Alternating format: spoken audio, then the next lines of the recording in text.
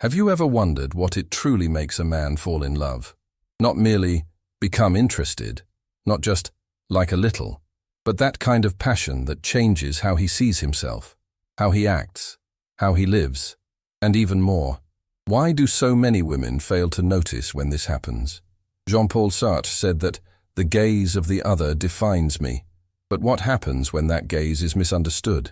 When you try to become what you think he wants to see, but forget to look at yourself. Today, we will explore a delicate and powerful territory.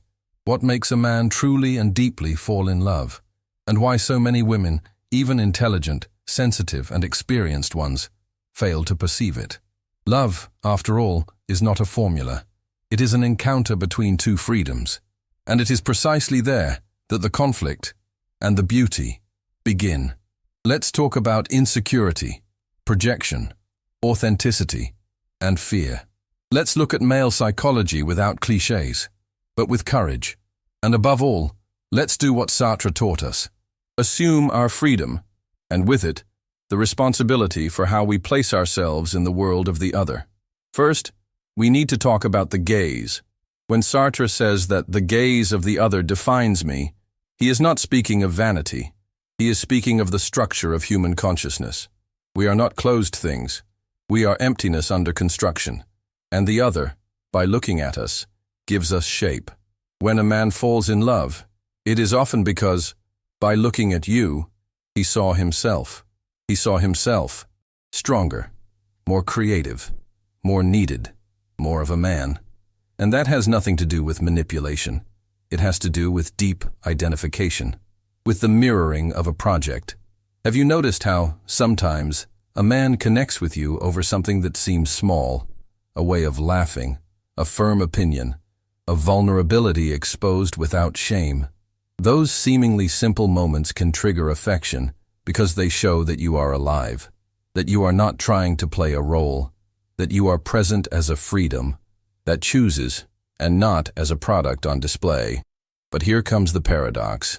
Many women, out of insecurity, do precisely the opposite. They shape themselves to the gaze of the other. They seek the perfect script, the ideal behavior, the studied gesture, and in that effort, they lose their shine, they lose their edge, they lose that which would really make someone fall in love, authentic presence. It must be said frankly, a man does not fall in love with perfection. He falls in love with a woman who, without asking permission, makes him question who he is, who challenges his automatisms, who takes him off autopilot. And that only happens when you are not trying to be loved, but simply are. Sartre wrote that, "Man is a useless passion. We throw ourselves into the world wanting to be something fixed, essential, but we are pure freedom." And when he looks at you and sees that freedom in action, when he feels that you don't need him but choose him anyway, it hits him in a place that no strategy could ever reach. The question is, are you being seen, or are you merely showing yourself?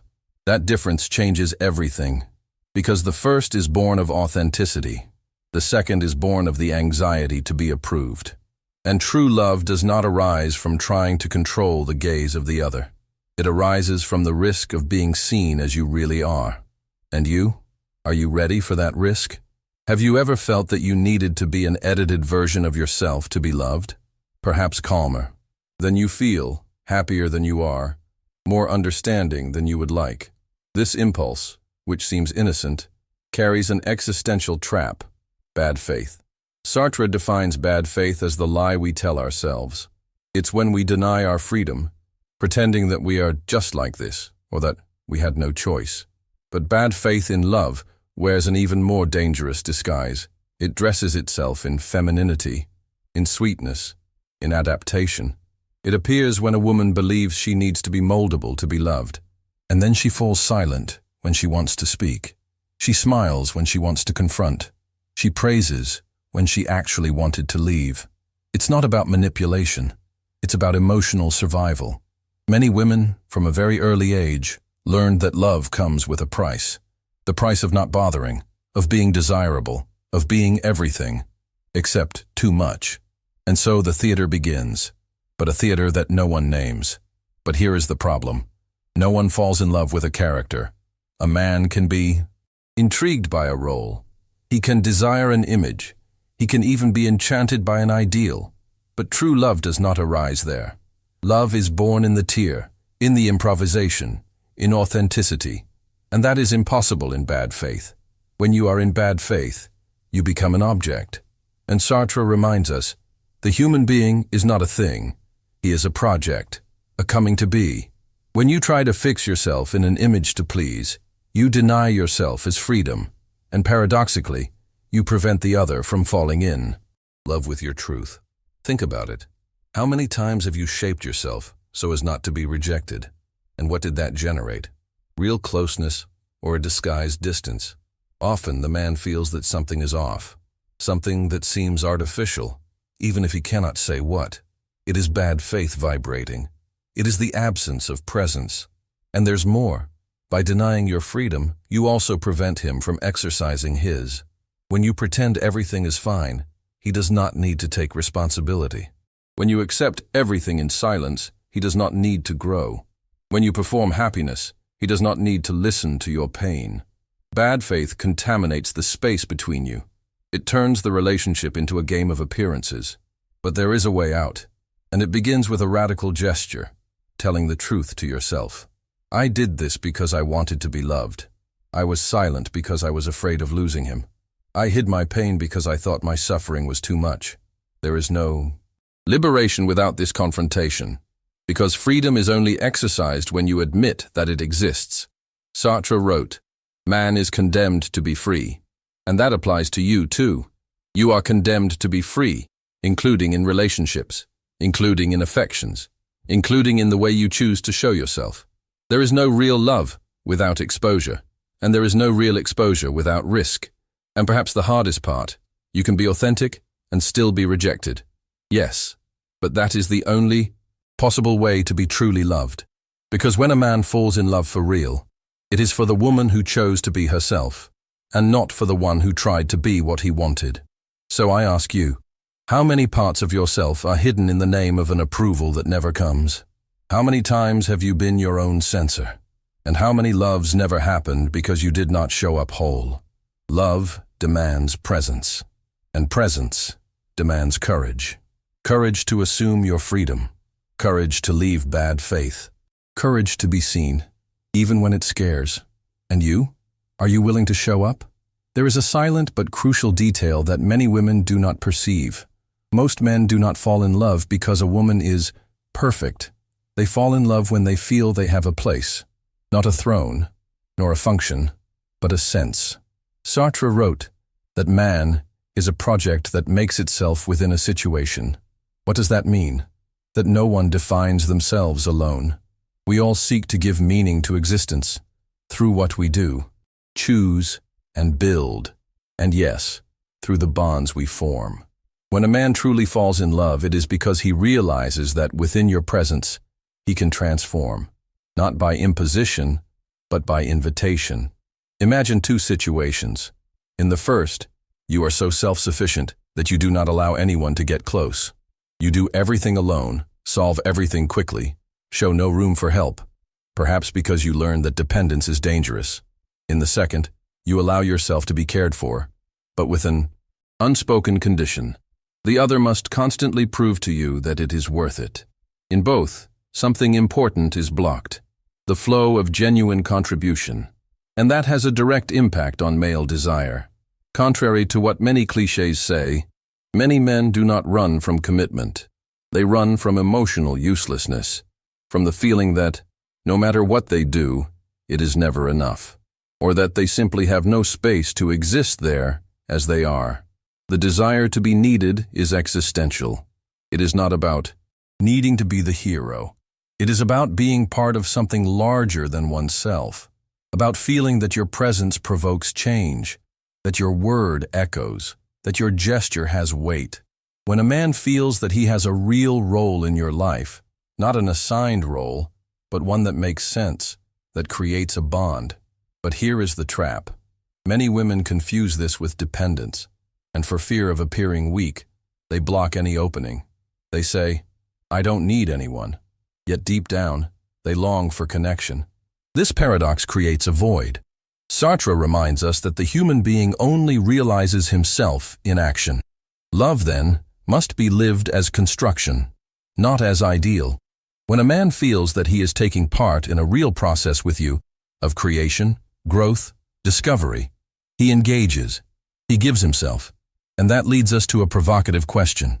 Are you allowing someone to have a role in your life? Or are you simply occupying every space alone? The answer is not obvious, because opening space requires more than desire. It demands vulnerability. It means saying, I can't handle everything. I need you. Your presence makes a difference. That is frightening because it removes the armor. But it is also what truly invites the other to draw near. Love is not born in control. It is born in the living interaction between two existential projects. And when a man sees that he can grow by your side, not because you demand it, but because your presence inspires him, that transforms him. And you? Are you ready to be a space of mutual transformation? Or do you still believe that love is built only on the strength of independence?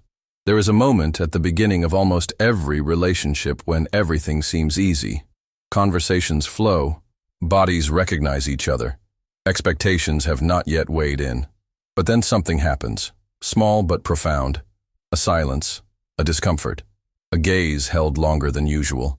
And then doubt arises. Is this even real? It is at that point that many encounters fall apart. And it is not because love, chemistry, or will were lacking.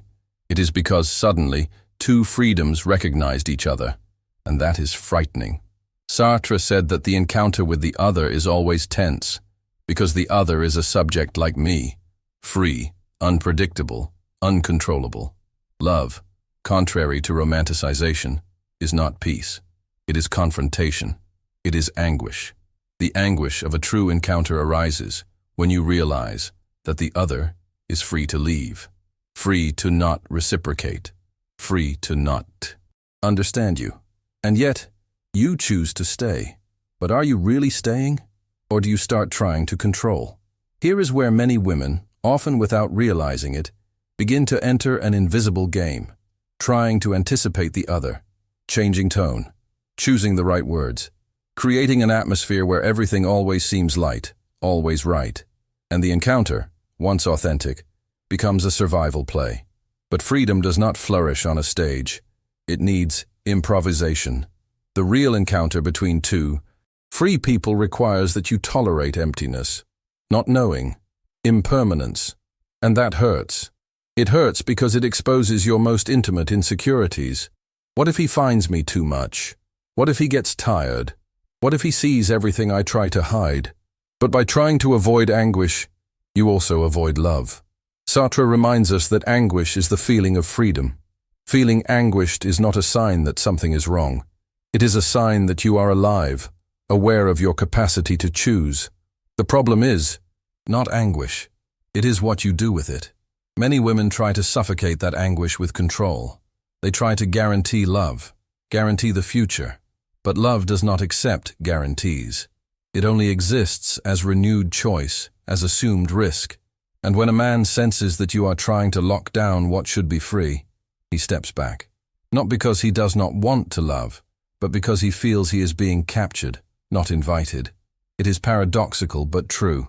Real love only happens when you stop trying to hold onto it. When you tolerate the absence of control. When you silently say, I don't know what this will become, but I am here, whole. This surrender is not passivity. It is courageous presence. It is a radical choice for authenticity. And you? Are you ready to stay even without guarantees? Are you willing to feel the anguish of the encounter and still not run away? Because love is not the end of doubt. It is the constant exercise of remaining in the midst of it. There is a kind of love that seems intense, urgent, transformative. At first, everything is fascination. He says he has never met anyone like you, that he feels alive as he hasn't in a long time, that he wants everything, right now. You feel seen, desired, recognized. But then, slowly, something changes. He cools off. He contradicts himself. He retreats. You wonder what you did wrong. Perhaps you gave too much. Perhaps you were too intense. Perhaps he noticed some flaw. But what if the problem isn't you? What if what he loved was never you? Sartre teaches us that the human being is an emptiness that projects itself. We are not essence, we are project. And often we project onto the other what we want to find in ourselves. That is why so many men fall in love not with who you are, but with what you represent. You can be, without knowing it, the metaphor of something he lost, of something he desires, of something he never had the courage to be. And at first, that elevates him. He feels braver, younger, more alive. But in time he realizes, you are not an idea. You are real. You have desires, limits, fears, complexities. And then he feels deceived, not by you, but by the illusion he created. It is at that moment that many men withdraw, they disappear. They say they don't know what they want, that they are not ready. In reality, they are frustrated because the ideal they built collapsed before their humanity. And you, without understanding, collapse, because you feel you did everything right, that you were true, that you gave yourself. But you forget one thing. No one can compete with a projection. The cruelest part of all this is that often what he saw in you, that light, that freedom, that boldness, was really there. It was you. But he could not handle the depth of a real woman, and he preferred the security of his own delusion. Sartre said that love desires to possess freedom as freedom and at the same time as object. That is impossible. Either you love someone free, with all the risks, movements, and changes that implies, or you try to transform them into a thing of yours. And in this process, you kill love. Many women blame themselves when they perceive this withdrawal. They think they should have done things differently. But the truth is that the mistake was not theirs. It was the other's expectation, which could not sustain their reality. So what to do? First, recognize, name it. Understand that you have no obligation to represent anything other than yourself. Second, observe the signs. When a man talks more about what you represent than about what you are, be careful. He is not listening to you. He is listening to himself through you. And finally, a gesture of courage. Keep being. Keep showing up whole, even at the risk of not being understood. True love only arises where there is room for the real, where you don't need to feign lightness, nor maintain an aura of perfection. And yes, that will scare some, but it will also attract those who are ready for something bigger than a fantasy. And you? Are you willing to be your truth, even when it dismantles someone's dream? Because only then can a real love begin. There is a subtle form of affective sabotage that goes unnoticed, when insecurity disguises itself as caution. You do not give yourself, but call it self-esteem. You do not show up, but say you are mature. You do not truly involve yourself, but say you are just observing. And worst of all, you believe it. But Sartre taught us that we are not what we are what we choose to be. Insecurity, when repeated, is not identity, it is a choice. A way of denying the freedom to place yourself in the world. Many women carry old wounds, rejections, betrayals, abandonments. They learned that opening up hurts, that showing themselves is risky, that loving too much means losing. And as a form of protection, they develop a way of relating in which everything is controlled, filtered, tested. Only that, in this process, something essential is lost. Spontaneity. Sartre said that bad faith is also living as if we were things, objects. When you protect yourself too much, analyze yourself too much, correct yourself too much, you freeze. You try to guarantee safety in a territory where that is impossible. Affection.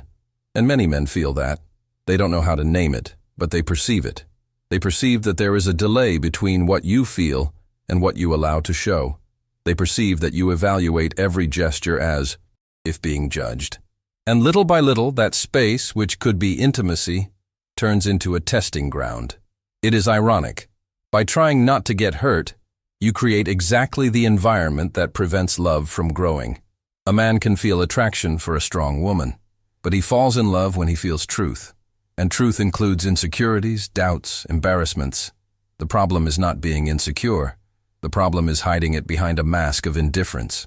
Think of the times you distanced yourself so as not to seem needy, when you pretended not to care to maintain dignity, when you declined a meeting because you didn't know what to wear, what to say, what he would think. And ask yourself, what was really at stake? The fear of not being enough is human, but turning it into a control strategy is what makes love impossible. Sartre challenges us. Freedom is not comfortable, it is dizzying. And loving is precisely that, accepting the vertigo, the lack of guarantees, the absence of ready-made answers. So the invitation is simple, yet profound. What if you traded control for presence? And if, instead of trying to predict everything, you simply were there, whole, imperfect, available? Perhaps then you'll discover that love does not arise from domination, but from disarmament. And you? Are you willing to show yourself without the armor of security? Because the risk is great. But love only flourishes where there is truth, and truth sometimes trembles. What remains when all certainties fall? When the game of control no longer works? When the projection fails? What's left is the most naked and brutal of feelings: choice. Sartre wrote, "To love is, in its essence, to want to be loved." But he didn't stop there. He went deeper. He asserted that to truly love is to desire that the other loves us, by choice, not by duty, not by dependence, not by illusion, but by freedom. And that changes everything. Most people seek love as one seeks shelter, a place where they can feel safe, validated, complete. But love is not a refuge. It is a mirror that reflects your freedom and the freedom of the other. And looking into that mirror hurts, because it reveals that you cannot control what the other feels. You can only choose how to position yourself before it. True love is not the one that imposes itself, but the one that remains even though it can leave. The one that continues even when there is silence. The one that insists, not out of neediness, but out of renewed choice. But to live this kind of love, you need to let go of the idea of guarantee. You must abandon the fantasy that you will be loved if you are perfect, that you will be protected if you are strong, that you will be desired if you are always pleasant. You will be loved, yes, but by those who are capable of loving your real, your excess, your darkness, your contradiction. And for that, you must be willing to show all of that.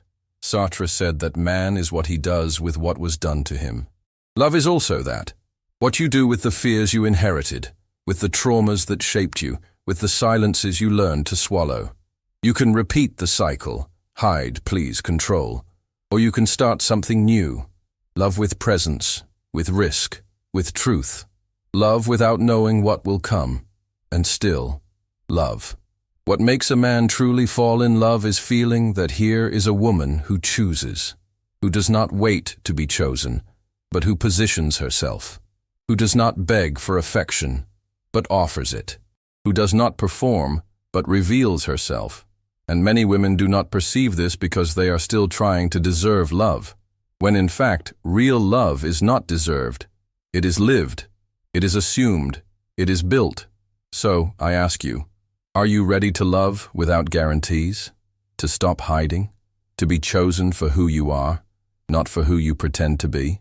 Because in the end, love is simple, but it is never easy. And there is only one kind of love worth having, the one that is born between two freedoms that meet and, despite everything, choose to stay.